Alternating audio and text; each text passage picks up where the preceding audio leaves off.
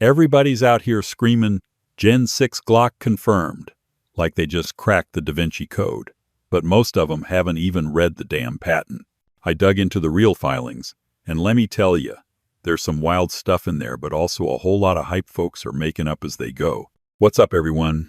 This is Sully from Line45, and today I'm breaking down the so-called Glock Gen 6 patent, pulling the real details straight from Glock's filings, and cutting through the internet noise so you know exactly what's legit and what's just rumor mill nonsense. Before we dive in, do me a solid.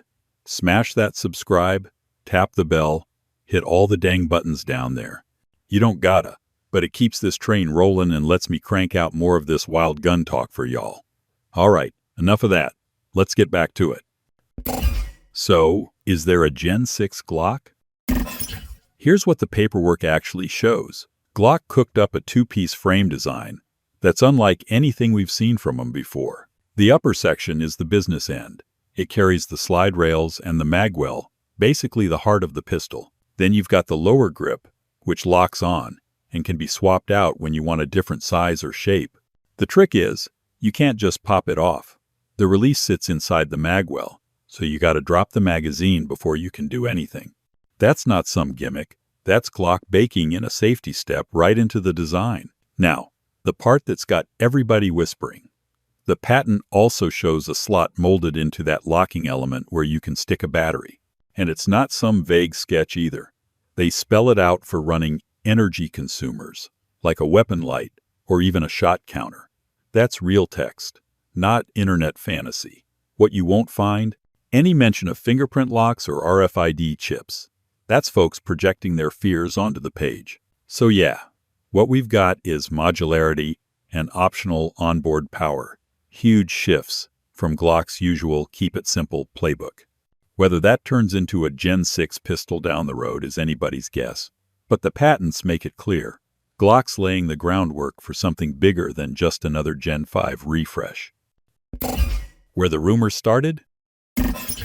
Man, the way this rumor caught fire is classic gun internet chaos. Glock drops a patent in 2021. It finally shows up online in 2023 and 2025. And next thing you know, folks are posting grainy screenshots on Reddit like they just hacked Glock HQ. Within a week, you've got YouTube thumbnails plastered with Gen 6 confirmed in neon red, even though the damn patent never once says Gen 6. Not once. This is what happens every time. Somebody grabs a line drawing of a pistol frame cut in half, tosses it on Instagram with a spicy caption, and the echo chamber takes off. Gun blogs start writing it up, influencers slap on the buzzwords, and now everybody's convinced Glock's got a secret release sitting in a vault somewhere. Meanwhile, at SHOT 2025, Glock's up on stage pushing lights, optics packages, and the same Gen 5 lineup, but not a peep about a new generation. That's why I'm calling it straight. Patents don't mean products. Glock's been filing ideas for decades, most of which never leave the drawer. But this one's different because the design is bold, modular frame, battery slot, stuff that actually bends Glock's playbook, and that's why it blew up so fast.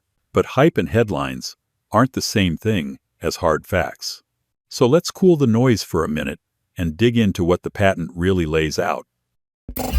What the patents actually say? Here's where the rubber meets the road.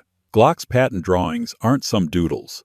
They're detailed breakdowns of a brand new frame concept. The upper portion is where the real gun lives. It's got the slide rails, the locking block, and even the magwell built right into it. That's the serialized chunk, the part ATF cares about. Then you've got the lower grip, and that's the part Glock designed to be swappable. Want a fat grip, a slim grip, or a different length? You pull the mag, hit the release inside the magwell, and slide the grip module off. Clean, simple, and you can't do it with a loaded mag in place. Now here's the spicy bit everyone's been losing their minds over. The locking element itself can house a battery. That's not a rumor. It's written right there. Glock calls it an accumulator receptacle for powering energy consumers like a weapon light or a shot counter. That's Glock saying, hey, we know electronics are creeping into pistols, so here's how we'll feed them. It doesn't mean biometric locks, doesn't mean RFID chips, just a battery slot sitting in a logical spot. So, in plain English, Glock built a patent for a pistol that can change grips on the fly and has the option to power add-ons internally. That's it. No magic, no mystery. And if you're thinking that sounds a lot like what Sig did with the P320, you're right, but Glock put their own twist on it. What's missing from the patents? Here's what's funny to me. Folks keep swearing Glock already built some Gen 6 unicorn pistol, but when you actually look at the filings, none of that crap's in there. The word Gen 6 doesn't exist. Not in Europe, not in the US patents, not even in a footnote. That label was cooked up by the gun internet because new Glock patent doesn't move. Clicks the way Gen 6 confirm does. And don't let anybody sell you on the idea that Glock's sneaking in a SIG-style fire control unit either. The patent lays it out plain. Upper receiver with the slide rails and magwell, lower grip that locks on. Done. No separate chassis you can swap around like a P320. People made that leap because it sounds cool, but Glock never said it. Same deal with all the smart gun boogeyman stuff. There ain't a single line about fingerprint readers or RFID chips. What's in black and white is simple. An optional battery slot to juice up accessories. A light, a round counter, maybe something else down the road. That's it. The internet's the one turning it into a government-mandated iPhone pistol.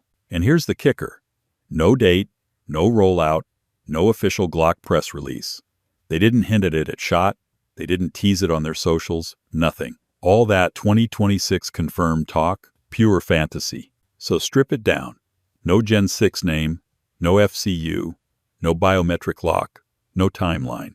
Which leaves us asking, if Glock actually builds this thing, what's it mean for us on the ground? That's exactly where we're going next. Is a Glock Gen 6 that needed? So picture it hitting the street. For concealed carriers, this setup could be a blessing or a headache. On the good side, you'd finally get a serialized gun that can run different grips. You want slim for summer carry, chunkier for winter with a hoodie? Pop the mag, swap the grip, and you're good. But here's the rub: holsters and lights. If that lower half changes shape, all your rigs might not fit. That's money out of pocket every time you change setups. Competition guys, though, they'd eat this up.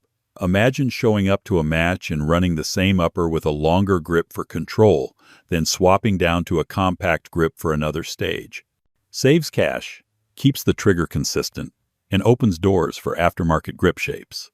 Durability at the joint would be the question. Can that lockup take thousands of rounds and rapid grip swaps without loosening up? For law enforcement and military, Glock's got to prove this system doesn't fail when it's muddy, bloody, and dragged across asphalt. Agencies don't care about gimmicks. They care about sidearms that run in hell. And throwing a battery into the mix? That's a maintenance headache unless it's bomb-proof. Even the aftermarket world would have to retool. Sure, it's an opportunity, new grip modules, new accessories, but it also means holster makers and parts shops starting from scratch. Bottom line, this design changes how different shooters would live with a Glock.